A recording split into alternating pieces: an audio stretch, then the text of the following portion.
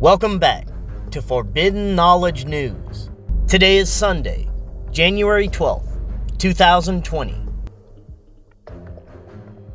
On January 7th, there was a strong magnitude 6.4 earthquake in Puerto Rico at a depth of 6.7 kilometers, killing one person, causing widespread power outages, and severely damaging buildings and infrastructure.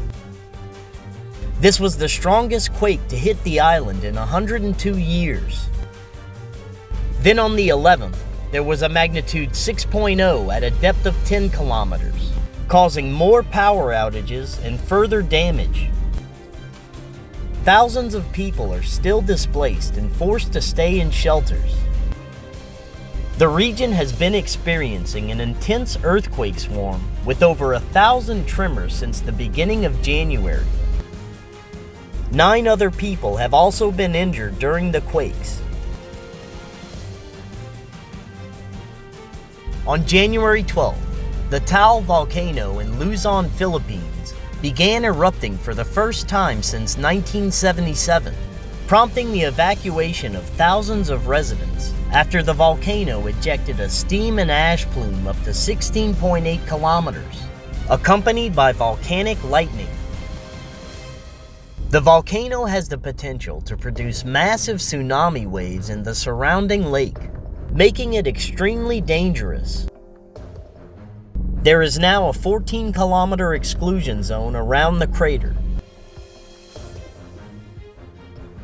Starting last week, strong Strombolian-type explosions have been occurring from the Fuego volcano in Guatemala at regular intervals of 9 to 18 per hour, with ash plumes reaching up to 4,900 meters, accompanied by incandescent material being ejected up to 300 meters, with moderate to strong avalanches and lava flows up to 200 meters long.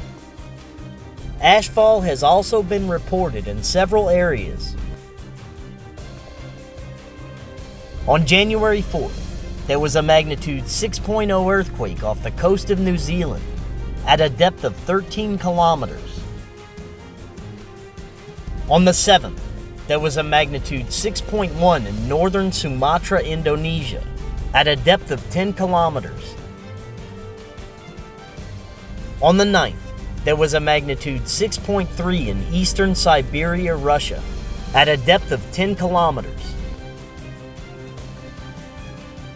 Torrential downpours in northern Israel have broken a 51-year-old rainfall record within a 2-week period.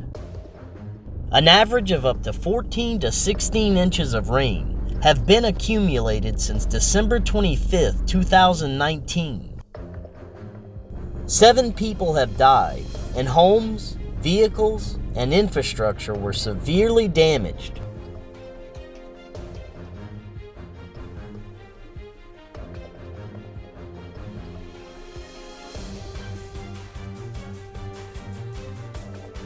Thank you all for watching.